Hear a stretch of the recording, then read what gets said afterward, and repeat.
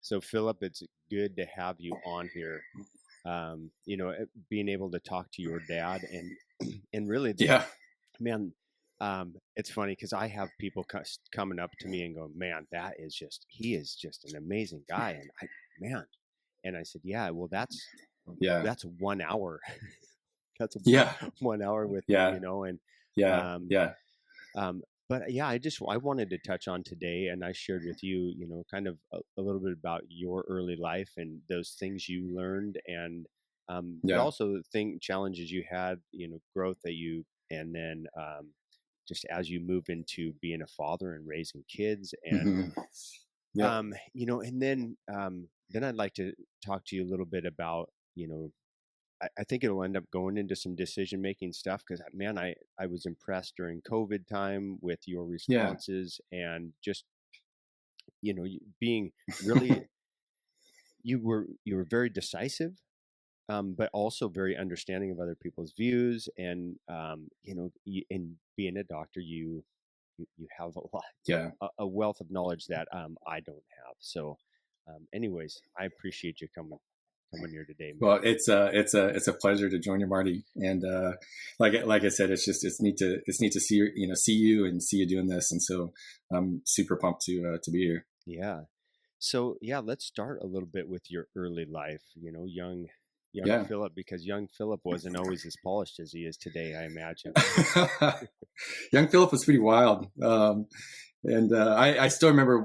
I mean, I'm sure my dad shared some of these stories, and I certainly appreciate that podcast. And of course, trying to follow that up is going to be no easy task. So I'll just say that up front. But yeah, I'm as a young kid following at the time, my dad was the athletic director for North Mason, and so um, everywhere he went, I was kind of his tag along, and I was not.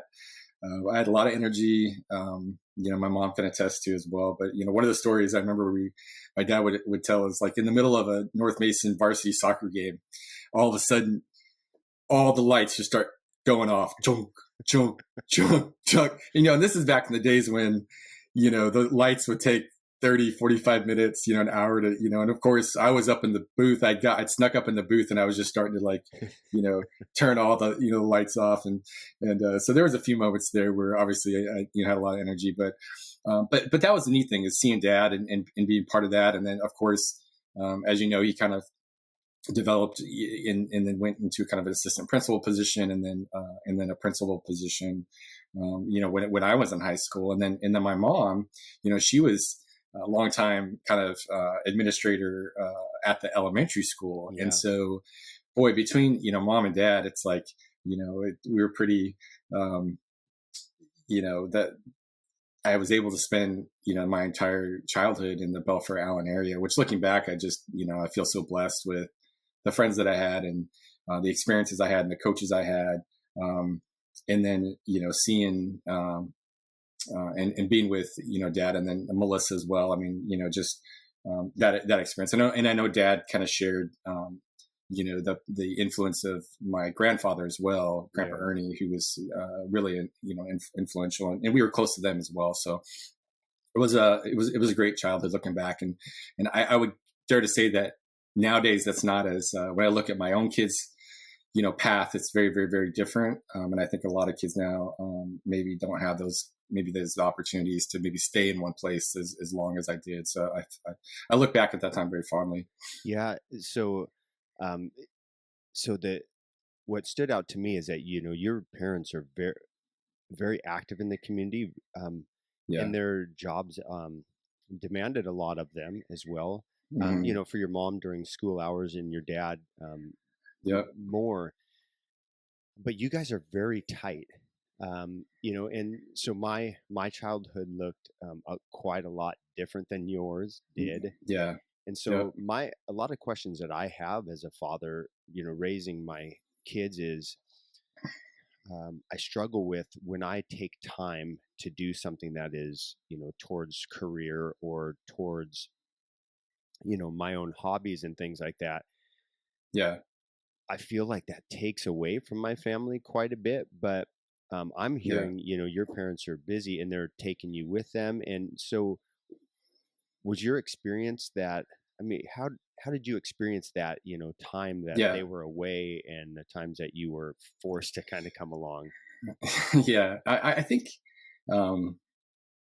some of the lessons that I took away from that was, is that they were, and my folks, but Yeah. there was an authenticity and a consistency with character and who they were, both with us and then with, when they were doing official functions or that sort of stuff. And then there was a deep sense of humility as well. I think that kind of went along with that. And those, from an early age, that really set a deep foundation, even for me, from a leadership standpoint. And so, even when Dad was doing things, I still felt like I was, part of the team. And even now, like with, our kids, and I mean, we move a lot. And I'm busy. And obviously sometimes um, we're not here as much as we want to be, or this or that. But I think the big keys is just being intentional with the time you do have, and and being consistent in who you are during those times.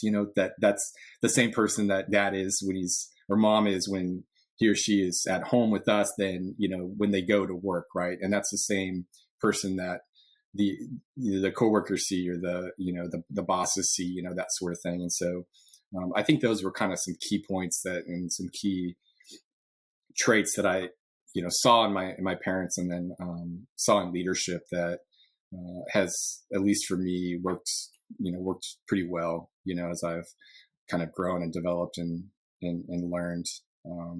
So I think it's definitely possible. But, I really do feel it comes back to just being that authentic, transparent person, both in front of your kids and when you're doing your professional job. Yeah. So, and I think your coworkers and others see that as well. And I think that really builds trust and respect from just from a character standpoint. So, Yeah. And I'm just going to dive a little bit into that too. So, for instance, like so here you are with your dad in some of these moments where he's being asked to do some tasks, and he's focused mm-hmm. on that. And here you are in tow, and you come up and you're asking him questions, maybe when he's talking to somebody else. Mm-hmm. How was that balance of, and maybe you don't remember all these things, but of him Yeah. saying, "Hey, Philip, just give me a second, let me Mm-hmm. finish this conversation," or does he say, "Hey, my child is important, and so I'm gonna, ask you to just give me a second to talk with my kid"? I mean, what was that balance? Yeah, I think it was, looking back. Obviously, I don't remember all those scenarios, but there were quite a few times where Dad was doing the official speech or function or something, and I think it was situational dependent too. I don't think there was like necessarily a set kind of pattern that I experienced, but there were many times where Dad would just say like, "Hey, Philip, I'm going to be in this meeting for the next hour. Like, I need you to, and I would hang out in his office. I would do my homework. I would, kind of do that." And I think it was more of just, as long as he kind of communicated, and maybe the lesson is just kind of giving your kids like clear heads up ahead of time, like, "Hey, I'll be going into this meeting, or I'll be doing this. I'll need you to, kind of stay busy for a little bit. If it's an emergency, come find me, of course, deal with it. But otherwise, let's circle back." And then if there were those times where it's truly important, like, they would realize that, just like I would hope, we would as well as parents, right? That at some point you gotta knock it off when it comes to, your professional duties, and, prioritize stuff that pops up if it's truly an emergency. And that was always the case, whether, I remember running underneath the bleachers, North Mason, trying to steal candy. You remember, as a kid, and the other thing, my mom was like a cheerleader, like the cheerleaders coach. And so I still remember like running underneath the bleachers, and this was the old gym at North Mason. Oh yeah. And they would throw like, the cheerleaders would be like tossing all the candy.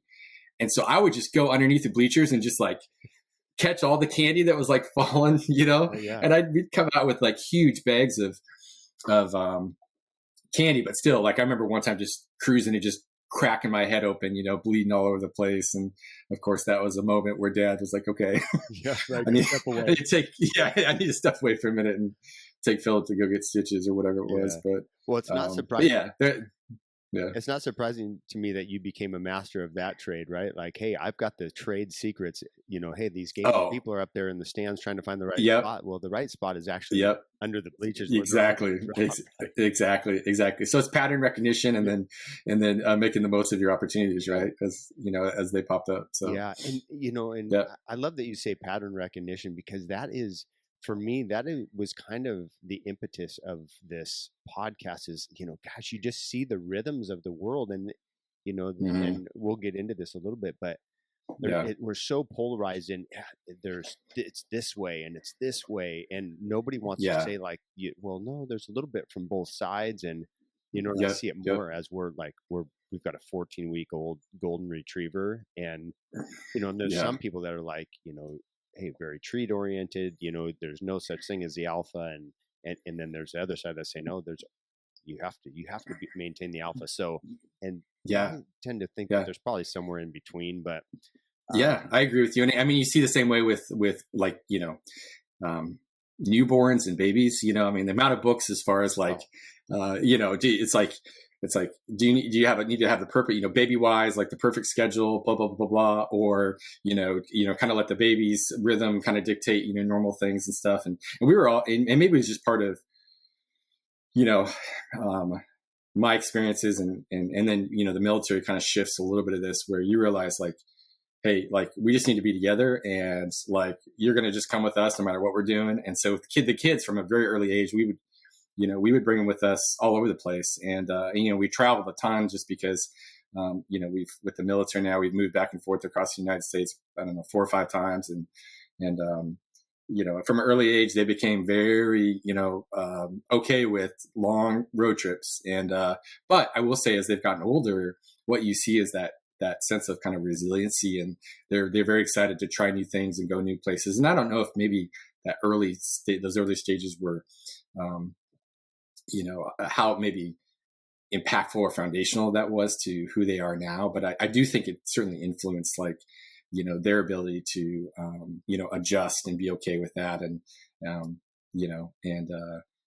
be resilient in that yeah. sense, especially when it comes to being military kids. Sorry, a little bit of a tangent there, but No, um, I yeah, I wanted, yeah, I want to ask that a little in just a second, but I wanted to just thank you for that, that little glimpse into your, how your dad was with you, and that it wasn't always the yeah, same. And, yeah, that because for me, and I know for other listeners, fathers who are trying to raise these boys, it's not always modeled well. yeah, My dad is a loving dad, but my parents were yeah, separated, and he had us when he, the court appointed times every other weekend, and he would take us on yeah, a summer yep, trip and stuff. But when your dad is not in the house to answer those yeah, questions, and you don't get to see those yeah, rhythms, it's, right, I always have those questions like, man, where am I just feel like I'm hmm, grasping at straws at sometimes being a dad, and yeah, like, man, yep, and that's where I, yeah, call yeah, your dad, and like, hey, yeah, gosh, yeah, and he is yeah, so gracious, when I do. yeah. So And Marty, I think, and I appreciate your honesty, as well. And the bottom line too is, I think sometimes is that we were far from perfect. I mean, obviously, um, I mean, we had disagreements, arguments. A lot of that stuff went behind the scenes, but there is no perfect family. There's no perfect person. But I think that's where we can kind of get. Obviously, we might get in this a little bit, but just having grace and having forgiveness, and then kind of circling back to maybe what's important. And I still had disagreements. I remember Dad, many times in high school, whether it was athletics or sports, just being I was super frustrated. It was very hard on myself. I tended to be kind of a perfectionist.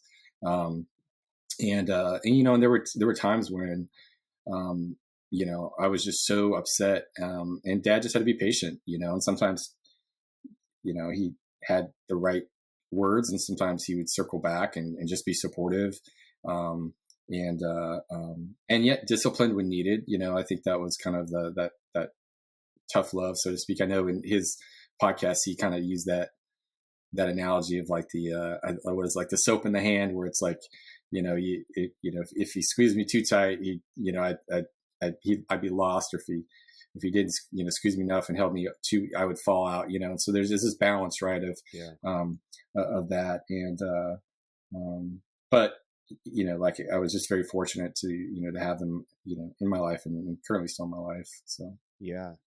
Yeah. So you touched on a number of things that were important in your family that you got, which was intentionality, consistency, grace, humility, um, hmm and I also know that faith is a big component, and that's still a yeah, big component in your life, correct? yeah, Yeah. absolutely. Yep. Yeah. Yep. And so, and I think that was one of the faith and the aspect of a relationship with Christ, and that was modeled, for me, both, with my parents, and then, my grandparents. But that wasn't always the case with my grandparents. I know my dad kind of touched on that as well. And, but at some level, even with the modeling, you have to, it has to become personal, and it has to become real. And, fortunately, I don't know if you remember at Belfair, we had a good youth group when I was going through, so that was really helpful. But I began to realize, like, obviously I had to move beyond just, somebody else's kind of faith to that personal faith and that personal aspect. And I think that's where it started to become more important. Later in high school, even into college, that notion of, really understanding what a relationship with Christ, and the fact that it's, um, what I began to realize is that you can be separated, you can be removed from Christ in a couple different ways. Actually, we always think of you know the turning our back and kind of doing our own thing, and dishonoring, and you know um, not taking care of our fellow brethren, and kind of quote sinning against God. But the other way that I kind of learned that we can be separated is by trying to be too self-righteous, Mm, and yeah. and trying to do everything on our own. And we see that sometimes too. And sometimes I felt, in this trap. I went through this period where I was like so worried I was going to sin, and I would never go to heaven. And, and that was the complete opposite of the gospel, right? As you begin to kind of, Right.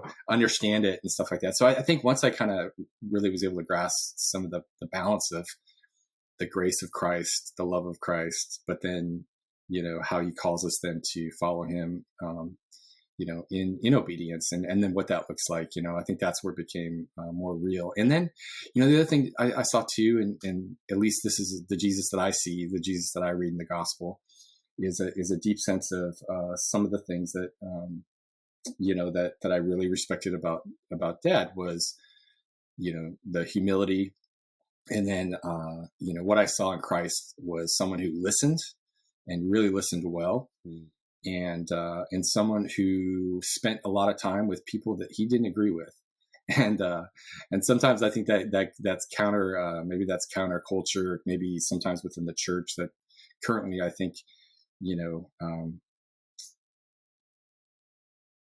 maybe within society, I'll just say that, um, I think if people realize the power of, the true kind of gospel message that of Christ, and his humility, and his ability to listen and serve, um, and not and right. He didn't agree with everybody, but he listened and he loved them, right. And so that's been a big foundation for how, not just how I've tried to, you know be a person, or be a father, be a leader, but you know how I've tried to implement that in my profession, and how I try to do that with when I try to make decisions, or when I try to um, serve others. So yeah. Well, I mean, you were in you were in athletics.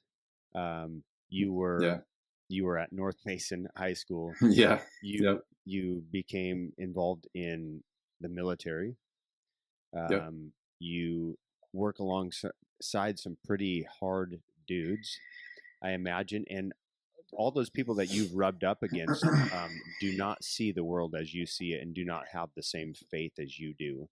Right. Um, Yeah. how difficult for you is it to walk in that and maintain your faith in who you are, and or how do you maintain that comfort in being who you are? Yeah. Where does that come from? Yeah. I mean, it's a great question, Marty. And, but I will say that when I look at my career, when I look at, the things I've been able to do, which I've been extremely blessed to do a lot of great things. And, is that, at the end of the day, it was founded on that service, that trying to serve, trying to care, trying to love. And if you lead that way, um, and the doors are opened, and you focus on the people and the relationships aspect, is that kind of carries the day, right? So I mean, at the end of the day, I mean, and if you think of the people you spend time with, or the corporations or businesses or whatnot, like, in general, people want to be around, leaders and or others um, that want to encourage them, want to support them, want to build a team, want to empower them. And it doesn't matter if you're, you know, um, working a CEO business or in the military, working special operations. Like, I think people are people, and obviously there's certain differences and, and priorities that sometimes conflict a little bit. But I think that the thing I've tried to focus, and especially in my leadership philosophy, is that, consistent character, as best as possible, and that authentic service to others. And, and that has seemed to be a formula that has been, pretty successful, no matter, where I've gone. And, especially in the decision making process, and, as I've progressed in different positions in leadership. So Yeah. And you touched on that you have moved with your kids. You guys have moved quite a bit, which is different than you yeah, growing up. And yeah, when we spent time yeah, with Crew, um, yeah, who I think he said he had moved almost every year or every year, um, since the time he started school. But man, that boy, his confidence is, seems to be through the roof. His humility seems to be through the roof. His, the way that he, engaged with my son, and just Mm, asking him questions, and like getting to know him. And then, I mean, it was that's awesome. remarkable, man. And Oh, thank you. so yeah, why don't you talk a little bit about your moving around and how you're yeah, how you're yeah. parenting through that? Yeah, What's important? I'll tell you, it's not easy. And I'll say that the rock star in all of this is my wife, Kara, because, she, and I do mean that in the sense of, she came from a pastor's family, where they moved a ton, like way more than I did, and so in many ways she was more prepared and prepped for, the military environment. And then I kind of had to learn and develop, yes, I wanted to, have adventure, and I enjoyed traveling, and I tried seeing people and other, cultures. And, but, that was something that she inherently kind of grew up with. So I've learned a lot from Kara, and her patience and her love with our kids. But it kind of went back to kind of what I was talking about originally, is that we just try to be very intentional no matter where we're at, because we realize that we don't have very much time no matter where we're at. So, we must be intentional when it comes to relationships, when it comes to knowing people, when it comes to, experiencing the areas that we've been to. And, and that's not come without, there's pros and cons to that, right? The con is that, Crew, like you said, he's going to be going into 8th grade, and this will be his 8th school, that he'll be going into. And we're prepping right now. If you could see the rest of the house, it's a mess, and we're prepping to go overseas here in a couple months, trying to, trying to get everything ready for that. Is just crazy. But, you know,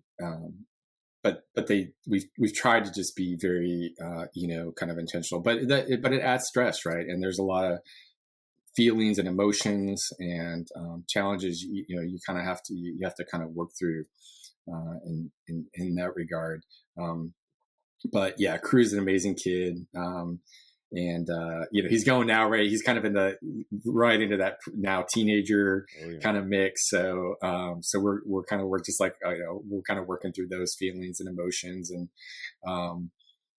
especially how different it is for them. And this would be a whole other topic, not to sidetrack, but just how different it is for them in the digital era, as opposed to the era we came through as teenagers.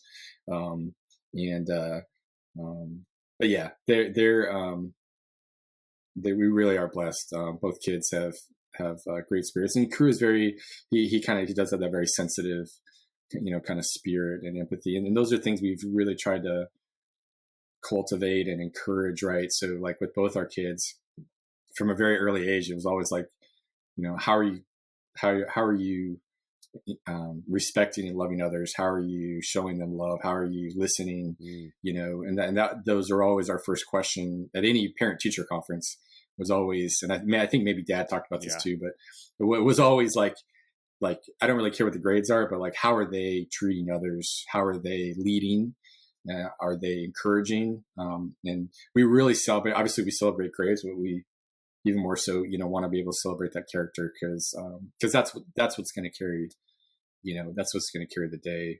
As they get older, right? The grades will fade, the trophies will fade, but how they treat others, how they lead, how they think about the world, those are. How are they sensitive to, are they empathetic to really other people's needs and cultures? That's going to be what will help them be successful as they enter into the workforce. And that's going to be I saw a stat the other day, just as far as like, the current emerging generation, right? I mean, most of them will have like multiple jobs by the time they're 30. It's a very different environment. They're going to have to be very resilient and flexible and adaptable, and be able to work with others and communicate. And so it's a different different era, and I'm trying to be sensitive to that, but it's tough, as Marty. Oh yeah. So yeah. And I love that you brought up resiliency, because I mean that's really, I think it's something that you are developing beforehand. I had a podcast guest who and my understanding of resiliency is something you had to go through something to be able to gain it, but there's some foundational pieces and some skills that you can develop beforehand. And so it sounds like, in developing that in your kids before they even enter into those times, so that when they enter those times, they're like, okay, yeah, we've heard something about this. Not that it takes away any of the sting or takes away what's happening, but it does take away some of the sting, right? It takes away some of the power that it has over them. And now they get to say, okay, well, mom and dad are here with us. We're working through it. They're maintaining the same character, the same integrity, the same intentionality, and all of the things that you brought, right? And attempting to. Yeah, right. I mean, again, I know you're not saying that you're perfect and doing this, without any fuss, but that resiliency is big, because each of us will struggle at some point, right? And some of us may struggle at different levels. So, So, which, and I will say, Marty, I think one of the things too is that what we've tried to, we have a phrase that says, home is where the Air Force sends us, meaning sometimes I think when we think about struggles or where we're supposed to be, it's always like we're arriving, or it's we're learning a specific lesson. But I think sometimes it's more of just the journey, right? It's more of, what is this process teaching me, and how am I going to kind of come out of it?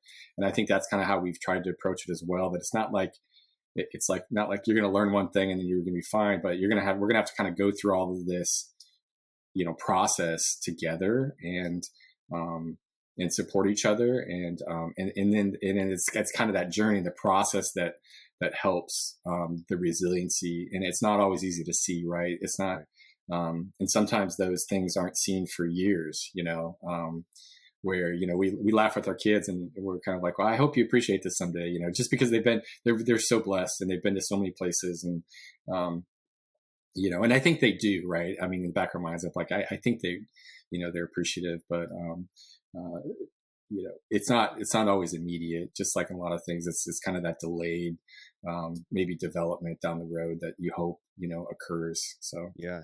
And I imagine you've probably been met with, gosh, do we have to move again? I'm starting to like connect with these people. I don't want to move away from them.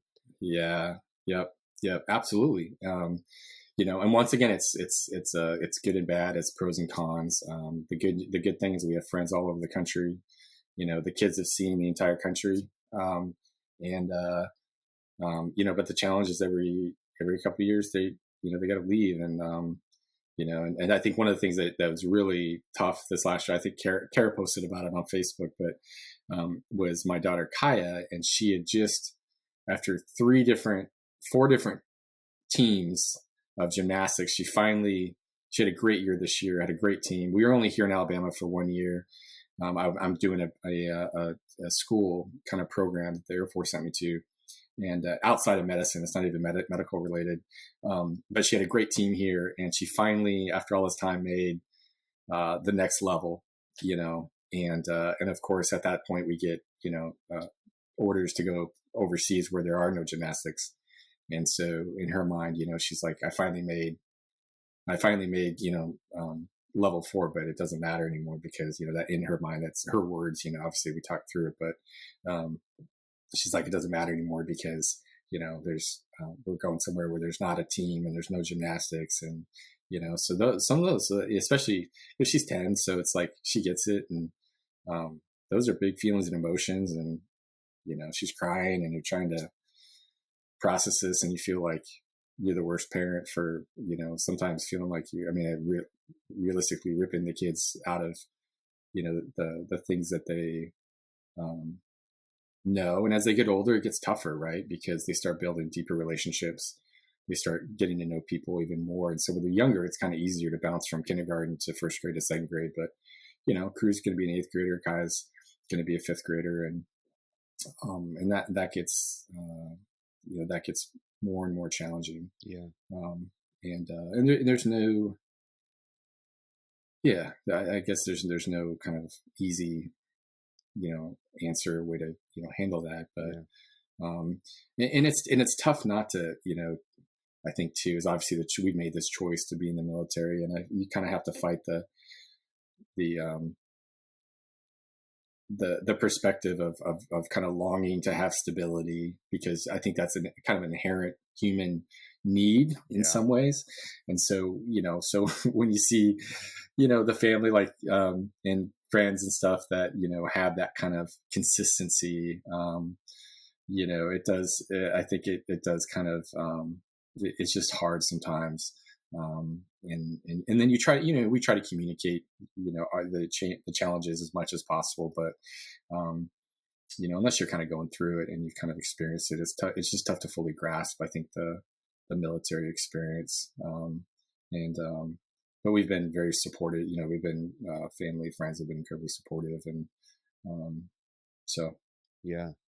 So, you talk about, that is a decision. That's a tough decision as a parent, because there are choices that you made, because you could have stayed lower rank and probably gained some stability.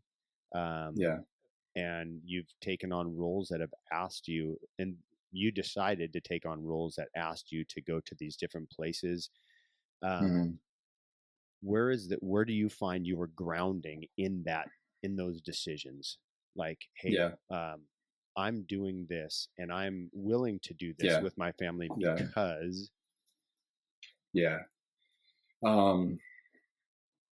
That's another great question. And, I've always felt like in my career, like, and when I say I mean, it's really a family. I mean, it's a family event, right? I mean, excuse me, the active duty member is kind of the focus, but boy, I remind people it is it is the family, and they serve just as much as I do. But in these opportunities, I've always, had the philosophy of, don't close any doors. If doors open, go ahead and pursue those doors. And through that, I've actually had a very non-traditional route where, even though I was medical, I was able to kind of focus more on the operational aspect, which actually did provide, from a family standpoint, some further stability than maybe we would not have had if I was in a more traditional medical kind of billet. But as those opportunities kind of presented, as an officer, you're given kind of leadership roles, and you see those that embrace those roles, and then those that maybe need to learn a few things, or kind of and you see those that just like anywhere else, any other person working through a organization or culture, you have those leaders that you really, really respect, and those leaders that you learn lessons from, and you're like, hopefully that they're not the type of, that's your boss, the next time, or if they are, then you really learn a lot of lessons, and try to take care of those, beneath you. But Marty, I wanted to bring this up because I thought it was such a good, it kind of summarized, I guess, my leadership philosophy, which has worked really, really, I will just say that has worked well for me. And I kind of touched on, the authentic service and trying to be consistent in character. But there was a Brigadier General Terrence Adams. He visited us last week here at Maxwell Air Force Base, and one star general, works. He's a communications officer, but he works in cyber command now, so deals with a lot of online type security type issues for the Air Force, which is a whole other kind of focus. But very motivational leader, and incredibly inspirational, very down to earth, and he summarized his leadership philosophy. And I probably will steal this, and I will give him credit every time I say this, but his leadership philosophy, he summarized it to three words, which I absolutely loved. And it was listen, lift, and love. Mm. And the more I thought about that, the more, I don't know, powerful that, and you can kind of come up with different words for those, listen, being that kind of deals with being a transparent leader, being an authentic leader, lifting, empowering, encouraging, loving, taking care of those beneath me. But really what's motivated me to kind of get back to your question was trying to empower and encourage and take care of those beneath me, because I felt that I had a very blessed career in that regard, and others around me I know did not have those opportunities. And at the end of the day, the bottom line is you need senior leaders to be there to make the decisions and to help provide understanding and rational decisions that are people focused, and maybe not necessarily systems focused or efficiency focused. And so that's kind of been the motivator for me to stay in and to try to do a career here. So it's crazy. I mean, I got 2028 is potentially a retirement date, which seemed forever ago, and then all of a sudden it's like here, around the corner. It's around the corner. It's crazy. But yeah, and that philosophy of listening, lifting, and then loving, has kind of, I think, opened up doors and opportunities, to continue to progress in leadership. And then like, to get back to you kind of touched on earlier in the podcast about, the COVID time and trying to respond to others and those sort of stuff. But I was far from perfect. In fact, early on, I think I got myself in trouble trying to, maybe see things from a different perspective, or come across maybe a little more rigid. But I finally kind of just became at peace with, hey, I'm not gonna change, I'm not gonna change people's perspective. That's okay. But I can listen. I can try to lift and empower and provide information, that could be helpful for them. And then just love them at the end of the day. Cause, and I think if more, I think of, boy, if we did that, if we could do that more within you had talked about just this whole polarizing notion of, that we see within our nation, and we see even within the churches, right? I mean, Oh, if more Christians that truly claimed, Christ could do that, like how powerful would that be, right? right. Yeah. And so, yeah, Yeah. Well, I mean, just kind of as a quick aside, I mean, it, I understand the idea of each church having their quote unquote doctrine. Um, yeah, but I always kind of laugh when a church says, well, this is our doctrine. And I'm like, well, I yeah, mean, really, isn't our doctrine the Bible? I mean, can we just yeah, get back to that? yeah, We're just seeking, and I understand that, different denominations seek it a different way, right, or they focus maybe on another, but that I think that what happens is that they end up um, fighting for that one difference that they have, and that right, yeah. and almost it's kind of an It's identity for them instead of their right, identity in Christ. They're yeah, like, now, oh yeah, no, our yeah, churches, this is what we're about, and yeah. and so It, I it's literally the sword they fall on when most of the time, if you take a step back, you realize um, that maybe that's not what Christ would have intended, right? And yeah, I'm with you, Marty. And there's nothing wrong with I think doctrine is important. I think having foundational truths and beliefs um, and disagreeing, and that's okay, right? But yeah, to your point, Marty, I think I'm with you. I think if we could, if more could kind of, and once again, it gets back to the Jesus that I see in the gospel, right? The people that he mostly disagreed with were who? They were religious. yeah, They were strict religious folks, right? The Pharisees and the Sadducees, and in fact, the people he most likely hung out with were the non-believers, the quote sinners, right? And so obviously he preached his doctrine, and he called those to follow him. Um, but uh, um, but yeah, there was a bigger message there that I think he tried to rally folks, and he did not. It was pretty clear to me he did not want specific topics and issues to keep people from coming to faith or serving him, right? yeah, So yeah, and I'm glad you brought the COVID up and just a polarization, because um, and and you talked about how maybe at the beginning you were a little bit rigid, but I I think that I had stumbled upon that your rigid stance, and I saw how you were with your family and what you guys were doing, and I messaged you during that time because I was, as a yeah, I was not going to get the vaccine because yeah, um, um, for me, I just the information that I had and the belief that I had was that me and my family, we yeah, just didn't need it, and I was going to make the choice yeah, not to have it. But we came to a spot where um, our department said, "Yeah, you either get the vaccine yeah, or you don't get to work here." And yeah, so my choice yeah, was no longer do I get the vaccine or not. It was hmm, do I. I mean, it was, but it was more of do I support my family this way, yeah, and yeah, am I willing to, is this a sword that I'm willing to die on in yeah, order, was it important to die on that sword or to support my family? And I know that yeah, I probably could have managed something else. And for months, I was looking into different career opportunities that I could make that choice. Um, yeah.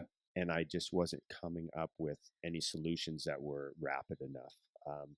But And it anyway, was the same, Marty. It was no, it was I mean, it was the same way, within the military, and it was the same way within a lot of organizations. And there were certainly those that, and many that wrestled, with that decision, and some, that made that decision to, not get vaccinated, and that cost them their job. Which, I mean, I certainly respect that decision. yeah, I mean that takes a lot of, you know, a lot of implications, like you mentioned, and a lot of reflection to kind of get to that point. Right.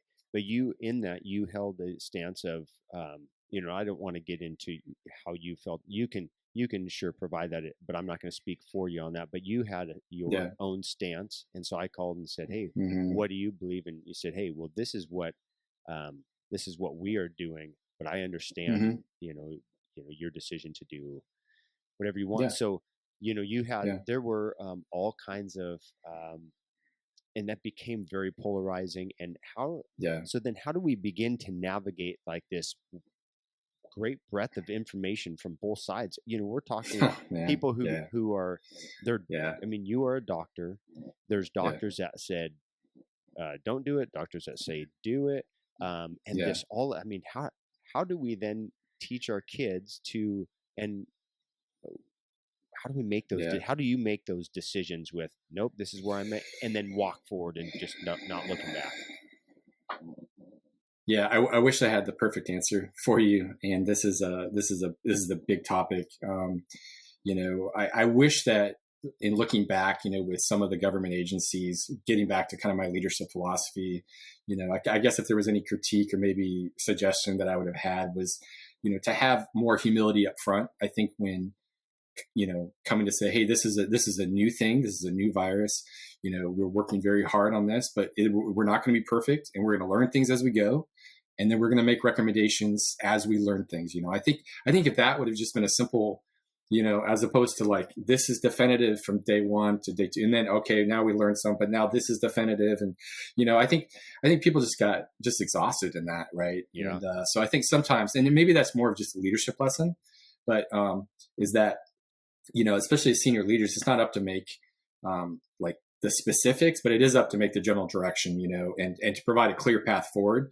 And I would have just liked to have seen some more humility, maybe in that clear path. Like, yes, we're going to march and we're going to work on this, but there's going to be a lot of changes, and just expect that. And there's going to be a lot of different recommendations, and just expect that, because this is we're learning, kind of as we go, right? And so, but to get back to kind of the notion of polarizing aspects, right? So this is a big topic and this was a big focus even in the Air Force. I'll get into this just a little bit, but is as much as, and this is where it gets becomes more of a national security issue. And this is, like I said, I don't want to get into like so much here, but it is interesting that as much as we are polarizing as a nation, who wants to see us even more polarized and dysfunctional? Right. Yes. All our adversaries, right? I mean, if they can destroy our country within, like, think about it. If the adversaries that we face, I mean, you name them, we have a lot of threats out there, but some of the big ones, right, that we kind of know are, whether that's Russia or now kind of some of the emerging, challenges with China. If they can influence and cause our country to kind of self-destruct without firing a bullet, that's a big win, right? And so what we found is that a lot of the polarizing and kind of malicious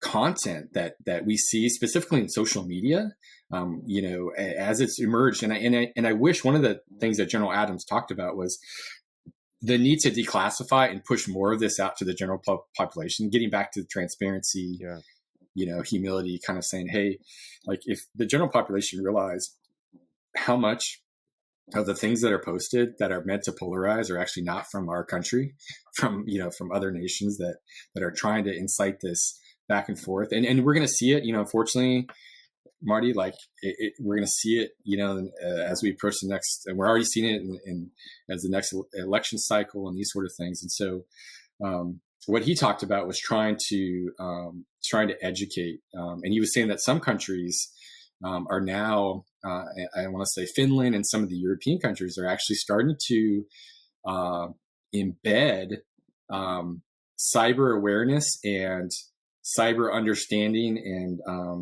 being able to critically reflect on the internet into elementary school education, to basically help kids as they grow, get older, begin to, and it's not like it's going to be perfect, but begin to be kind of say like, hey, this is a red flag because of X, Y, and Z, or this is probably reputable because of this and that.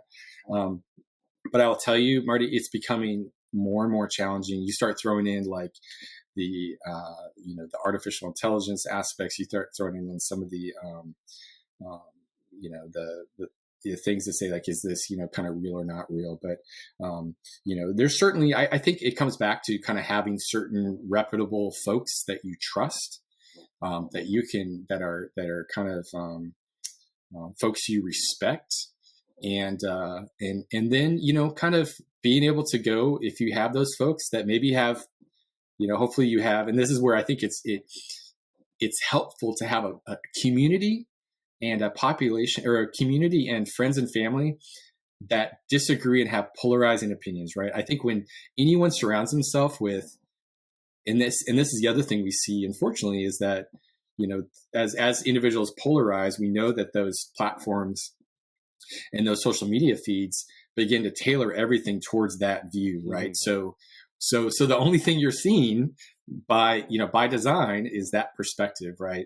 And as you kind of pursue that, you will find data, and you will find information that supports that belief. And that's what we've seen with a variety of topics, not just COVID, but politics and this and that, right? And so I think the challenges, and Joel Adams kind of talked about this, was maybe more so than challenging the things you don't believe, maybe challenge the things you do believe, because those are the topics maybe that you haven't invested enough into to kind of do, and then surround yourself with those that and make yourself comfortable sitting in and listening. I think that's kind of where that listening to those alternate perspectives. And at the end of the day, it's probably, like we understand with a lot of things, especially in decision making, it's probably somewhere, in between. And there are certain kind of, times where maybe it's more clear cut than others. But that's kind of how I've kind of approached these things, to kind of have a healthy balance, not be afraid to surround yourself with those that have different opinions, because I think that's how we grow. And I think that's, I think I look back and I think that's, Christ-like, in the sense of that's the Jesus I saw in the Gospels, is surrounding themselves with those that had a very, very different opinion than he did. And so hopefully in that somewhere there's a balance. But boy, Marty, this is going to be an emerging topic and challenge that we see, and we see it in the current warfare environment with all the deception campaigns that are being waged by Russia, Ukraine, all these sort of things. And there's countries in this world, that whether it's China, Russia, some of these other places that, have only very certain perspectives and beliefs, because that's the only thing they're fed. And if you go up to them, even though, you would show them direct evidence of otherwise, they would laugh at your face and say, oh, that's not the case, So, yeah, we just I think need to be just cautious and humble, and as we're able, kind of help our kids kind of process some of those things, and and the younger generation, to be honest, they're getting smarter and smarter about trying to pick apart, probably more than us, what's true, maybe what's untrue, and fact and unfact, and then there are some reputable, like what I've gone to in some cases, some reputable kind of quote, third party or independent. Obviously, no one is fully independent, but places where you can go and kind of search, and you're going to get both sides of the story, so to speak. So, anyway, that's just my thought. Yeah. Is that your time to go? Nope. Oh, okay. This is actually my dad calling, but I'll call him back. Oh yeah, a little bit. Yeah. Do you have a few more minutes then? Oh, absolutely. Okay. Yep. I'm on your time, Marty. I got nothing this afternoon. So okay. Yeah. So I like that. I mean, really, you talked about Finland, right? Teaching them the cyber awareness. Is that who you said, Finland? Yeah. And really, I believe it was Finland. It was one of some of the European countries. Yeah. So, teaching your kids to be critical thinkers and exactly. Right. Yep. So, okay. So these guys are saying this. I don't just take it as gospel. I look into it and say, okay, well, let me talk to somebody else who may have a different point of view, or let me check into this source, compare it to this other source, and know that.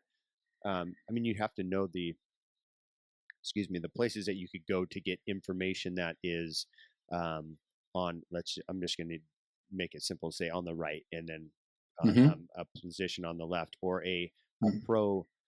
pro vaccine versus an anti-vaccine, or somebody who believes in it and somebody who doesn't, and take all of those and take that information and grab it and say, okay, now with this, how can I parse this out and make a great decision? Yeah, and I think and that's not always easy, right? And sometimes I think No. the strength of it is you get a kind of, you're able to kind of um, hopefully have a little bit more of a you're better educated overall. I think the drawback is you can quickly become overwhelmed and so much information that you're just drowned in and you don't even know what to believe anymore. And I think that's where a lot of people came, unfortunately with COVID. And so sometimes I think it's just knowing those, like a couple key reputable sources, couple key reputable colleagues, try to limit maybe, pulling so much that Yeah. you're just overwhelmed. And then, and then just having just like we're doing here, like having people just need to have more honest conversations, like real conversations, right? Not Yeah. just, I think the worst thing you can do is go on, like we talked social media and start, asking questions, and because you're going to get just a whole slew of, all over the place answers. Right. So it's tough. Yeah. Yeah. Well, and it's interesting because I feel like I'm a pretty thoughtful and educated person, but I Mm-hmm. found myself in a couple areas, but during COVID time, I found myself, I mean, I asked a couple doctors who I trust what Mm-hmm. their Mm-hmm. thought was, and they both basically Mm-hmm. told me the same thing. Um, Mm-hmm. one doctor that you don't know said to me, if you were my brother, I'd go drive over to your house and bring you down and get you vaccinated because, and he's a guy that I totally trust, and Yeah. he's Yeah. Yeah. my naturopathic doctor, Yeah. and Yeah. he doesn't get vaccinated, doesn't vaccinate his kids for everything, but he said the data's there that um, Yeah. this is why I make the decision because you are more likely Yeah. to suffer consequences than this. Um, Right. but Yeah. but I was still like, there was part of me that was warring against, I think those I aligned myself more with.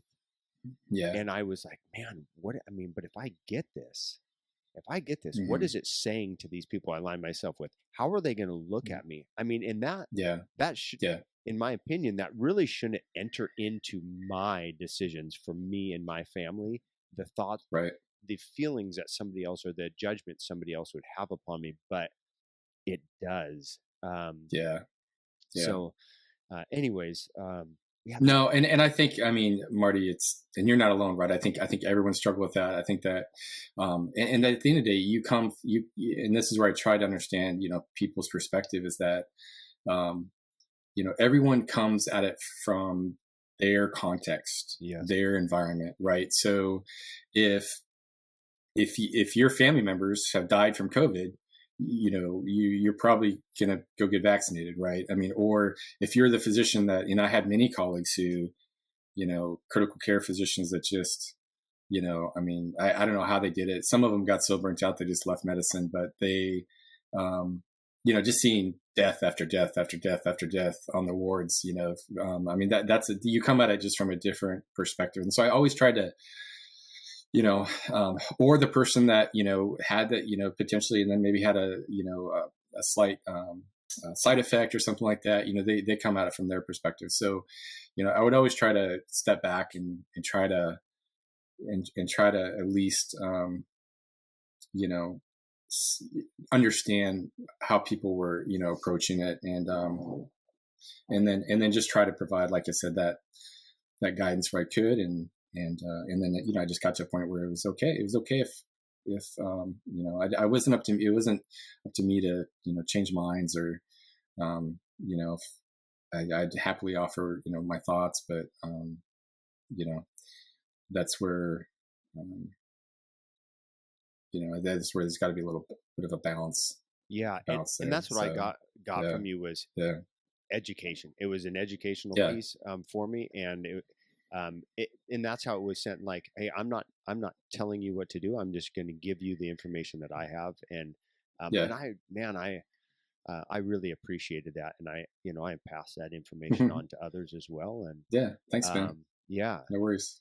so Philip, we have walked through a lot of your life here, and but I know that there have been some things that have been uh, hard for you in life, or some struggles, Hmm. or some Yeah. um, and you shared with me one of the things that you thought would be important to talk about today was anxiety, um, Hmm. and your um, yeah, your I don't Yeah. struggle, battle, however you Yeah. want to phrase Journey, that, maybe. journey. Yeah. Yeah, Yeah. journey. Let's. Yeah. I like that. Okay. Right. Okay.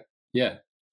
Yeah. Yeah. No, I appreciate it, Marty. And I bring this up because, sometimes, I work with a lot of pilots, and probably outside of pilots, doctors are their own worst patients, Sure. Sure. So, but no, I definitely, as I kind of went through undergrad, and then it was actually during med school that there was a lot of stuff going on, and I started to have a lot of,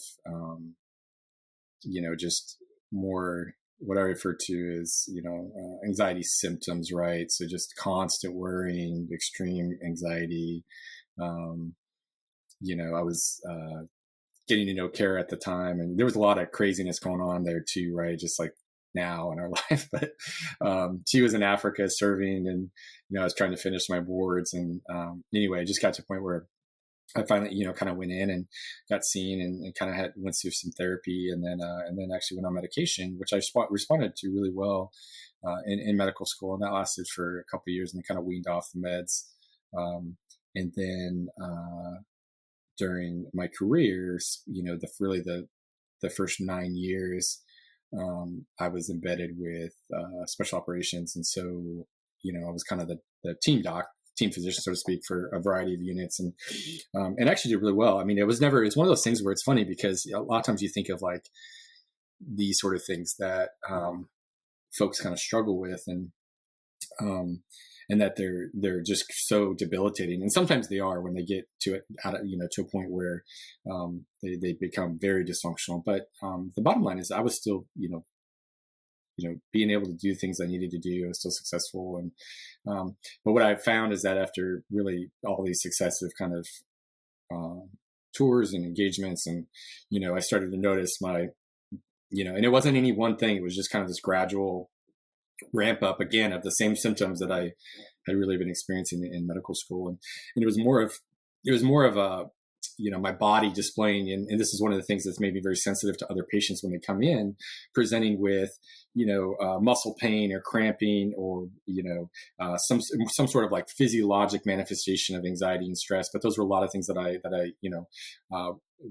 affected me was, the poor sleep, the upset stomach, the, not being able to relax, the, a lot of the, um, biopsychosocial kind of components that begin to kind of manifest, increased heart rate, these sort of increased blood pressure, these sort of things that, I obviously as a doctor, you kind of start picking up, right? And you're kind of like, okay. And once again, I kind of got to the point where I was like, okay, if I was my own patient coming back in, how would I treat myself? And it obviously took a lot of, reflection to be like, I probably need to raise my hand and be willing to receive the same care that I would recommend, somebody else. And there was some limitations there too, because as a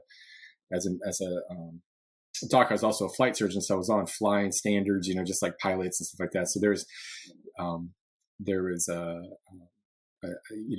tendency to want to like push that aside and just not deal with it, because I knew I was going to have to kind of come off status for a little while, while I was kind of maybe back on treatment or whatever.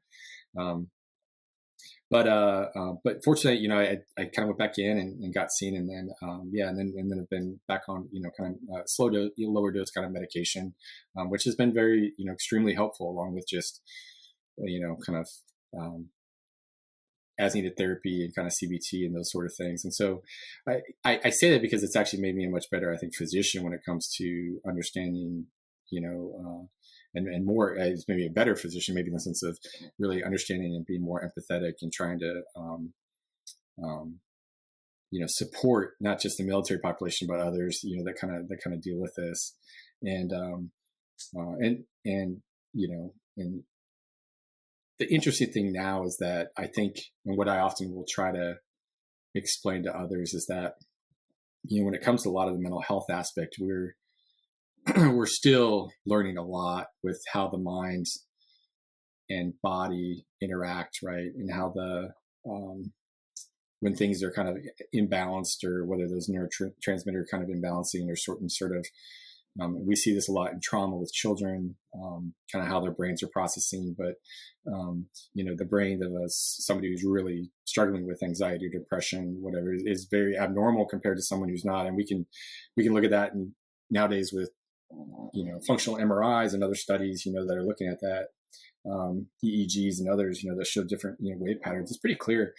And so I guess the way I kind of communicate with patients is, I see it the same way as somebody with an abnormal knee MRI that has a very arthritic knee that has chronic issues, and, may or may not have a great fix, but, there are some things we can do to kind of help it. Right. And so, some of the things I often challenge folks is like, do we think about it in that way, or do we kind of think about it in this sense of, there's the body, and then there's the brain, and the brain is like, the mental health aspect is just, this whole separate thing. And the thing I've learned, if anything, in my career, especially as a physician and someone who's gone through it, is that it's deeply connected, and the health of the brain and the body are key, right? And we're treating that. When I try to treat that, it's from that holistic kind of perspective. And so, I say that maybe if it's just encouragement to somebody, maybe if he's listening or whatnot, to know that, hey, I'm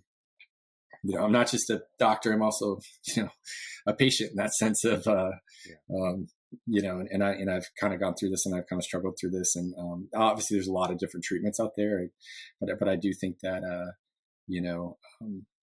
I think we do a disservice to folks when we kind of have maybe this double standard when it comes to mental health versus physical health. And, it's like, I don't really bat an eye if someone's on a blood pressure medication, or maybe takes Tylenol or Motrin as needed for, an ongoing kind of chronic issue that we know, but, it's like when we talk about mental health, and if they're on anxiety or depression medication, do we look at that the same way? And if you do, I would challenge you maybe to think about why that's the case.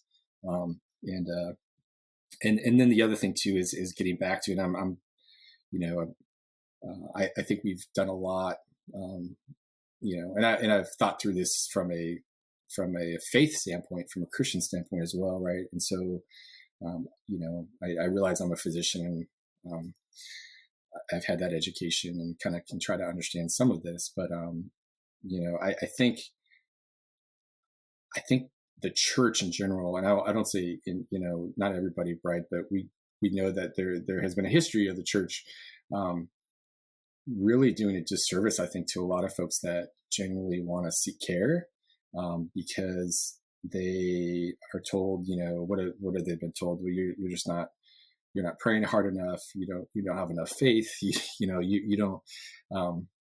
There's some sin in your life. You just do craziness, right? That sure. and right. And so I think we've done a disservice, in some of our, not all, but in some of the faith circles, with a strong, almost condemnation or criticism or judgment when it comes to those that are willing to kind of seek care and seek help when it comes to, and usually it involves medication, but not all the case, right? It could be, counseling, it could be ongoing therapy, but we know from a medical, just study standpoint, is that the greatest success in a lot of these cases is both medication and counseling, or cognitive behavioral therapy, or some sort of kind of behavioral health type aspect, in addition to some medication, right? And so, and that doesn't all mean that forever they need to be on it, or this or that, but yeah, I think I'm always I'm too reminded of like this. I remember like the story of Job, where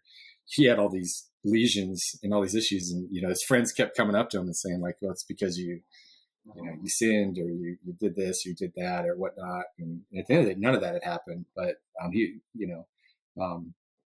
so that's kind of one example. So hopefully that's just kind of my quick take. I probably could talk, at length about this, but I appreciate you bringing it up, Marty, because it is something um, that I try to be intentional about, try to be kind of an advocate, when it comes to, both the military and just, civilian side. So, Yeah, I Philip, I appreciate it a lot because I mean, for me, um, the reason I chose the 10:16 man is that Matthew 10:16 talks about it says, I send you out as sheep among wolves to be shrewd as a snake and kind as a dove. And to me, with that, yep, basically, it yep, just said, hey, and this is not directly right. This is not a theological, perspective, but I look at that and say, we're asked to be a little bit more discerning than just being this and just being that, because I yeah, mean, you yeah, don't for a long time, and you talked about being very self-righteous. You can get to that spot where you are, well, I have to do it this way. I have to always be kind as a dove. And he's saying, well, right, no, you have to understand, man, there is evil in this world, or just yeah, understand that other side of things, right? um, hmm, and so that's what kind of got me on this. Well, what really got me on this journey was, just my walk as a kid, um, hmm, uh, my walk with my family, and then coming to being a father. And that, when I knew I was going to become a father, man, I was in my knees in tears, and just, before yep, that, I knew I should seek some counseling, to walk me, some therapy to yeah, walk me through some of the stuff, and so I could yep, be whole yep, as a father. But there was also warning of like, well, but if you do that, are you not trusting God? Are you yeah, are you a weak yeah, are you a weak yeah. man? Are you Are you less of a man or Yeah, less of a Christian? Right? right. Yeah, And so when I yeah, became a absolutely. father, Yeah, I'm like, I mean, F it. I don't care what it looks yeah, like. I yeah, know I need it. I'm gonna go get it. yeah, And man, when I yeah, did, yeah, um, it helped. I mean, I got to a spot yeah. with my therapist where I was angry with her, and she knew that, and then I stopped seeing her. And then I'm like, I got back to the spot where I hadn't gotten over that hump, and I got back to that spot Mm, where I was angry with her again. And thankfully, my wife Jody, who is super calming hmm, and level-headed and wise, yeah, says, yeah, "Hey, do you think maybe this is where she wants you to be?" And so yeah, I went back one, not just one more time, but I went back yeah, to her, yeah, and that therapist got me over that hump, and it is what I needed, and it gave me like this load off, um, yeah. and And that's a courageous. I mean, that truly is what I've tried to help people explain is that that's a courageous step, right? Like you did, Marty. Is that's willing to to enter into that and go into that and be a part of that experience. I mean, that's courage, and we need more of that. And those are the things that as we talk about raising boys, raising kids, and being parents, like encouraging the courage. I think courage is another kind of characteristics that I think is really important when it comes to our kids and when it comes to the society. Is I feel like there's just such a lack of courage and willingness to do sometimes the right thing, even though it's not the easiest thing, right, and so um, and like I said, we're not perfect. Many of us fail to do those things, but trying to keep that in mind, um, as we step into these roles of leader, father, husband, son, daughter, whatever it is, right? Is to try to lead with courage. That's really important to me as well. yeah, yeah, yeah, and just one more thing to that point of I I mean, Philip, first of all, I mean, I do appreciate you. Yeah, I mean, having that courage, having that strength, having that foresight, and that desire to walk alongside of people, to take them through what you're going through, to shed awareness, to use the education you have. Um, and I think that is oftentimes what's lacking, right, in our Mm, societies. People to say, okay, well, this is what I've been through, and I'm willing to just be transparent and see it as yeah, an opportunity to help other people grow. Um, and so thank you, for that. yeah. And Oh, it's a pleasure. It's welcome. yeah, and Yeah, and I was approached the other day about one of my podcasts in relation to mental health and faith, Okay. um, and Yeah. and they were, this person was of the mind that, well, questioned needing therapy Hmm. as a modality for people to get Yeah. well, and talked about kind of what you talked about, that old school. Well, if really you just need a deeper faith, or you, Yeah. and I'm like, well, Yeah. I don't, I don't, I don't see it that way. I mean, I see this as Right. this is something that is out there, and I mean, this world Yeah. is not unknown to God. These moments are not unknown Yeah. to Him. These people, Yeah. you don't have, you do not have. I mean, this is my opinion. I don't think Mhm. you have to be a self-proclaimed Christian to have something to offer, or that God is using that Absolutely. person Yeah. to Yep. to help Yep. help you grow as a person. And Yeah. um, Yep. but yeah, back to the mental health piece. I mean, there are a lot of people that have seen and done and been through a lot of pressure situations like you have, that just bring these things up. And like you said, I think you could go super deep into people's concerns, like with SSRIs.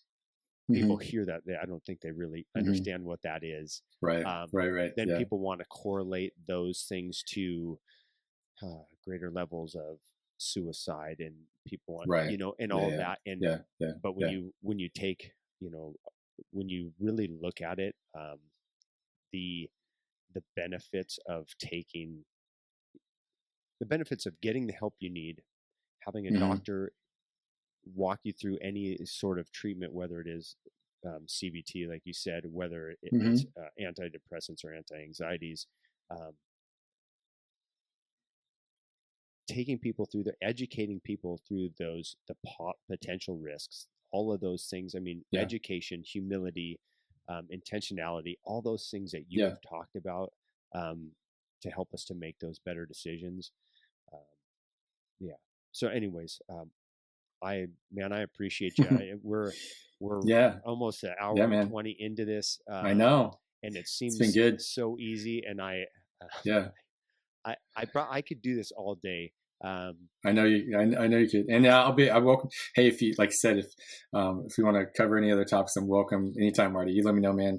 I'm super big fan of what you're doing with this, and if there's anything I can do to continue to help, or any other topics that you'd want to explore. Not that I feel like we had a good overview today with a yeah, lot of good stuff. So yeah, for and sure. like at the end of the day, it's like especially as a physician, I think I'll just maybe end with this is that, I think the, the more, the more I've learned, the more I realize how much I don't know.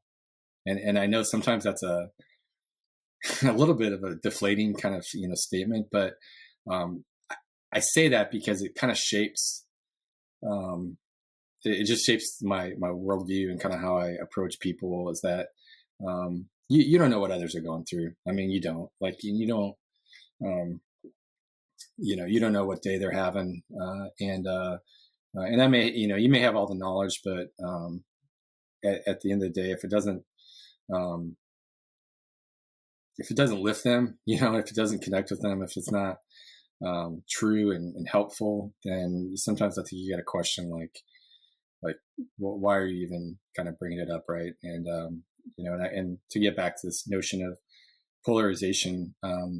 There was a great quote. I remembered it because I was with Kara. I think we were at like a military sponsored um, family, I think family event, or maybe it was a marriage event or something like that. But it was actually Gary Chapman who wrote, I don't know, the 5 Love Languages. Yeah. And he was there and he was speaking, right? And one of the things I always remember is like, if you insist on being right all the time, Mm. then there will be a winner, and unfortunately, there will be a loser. And he's like, you don't want a wife that's a loser. You don't want a friend that's a loser. You don't want colleagues that are losers. And sometimes I think, even if you're right, then maybe it's not always the right time to, to maybe bring stuff up. And I've been guilty of this, by far. I've not been perfect, but I think if anything, I've learned that many times I've just had to kind of be quiet and not say anything just because it wasn't going to help the situation. It wasn't going to move anybody beyond to some, magical decision transformation process, or anything like that. It was just only going to cause more frustration.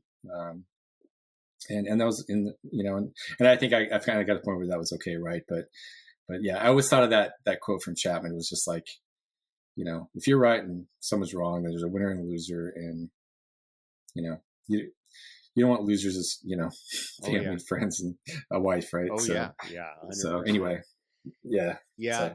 So before we end, so one thing that came to my mind that would be cool to have you on again is I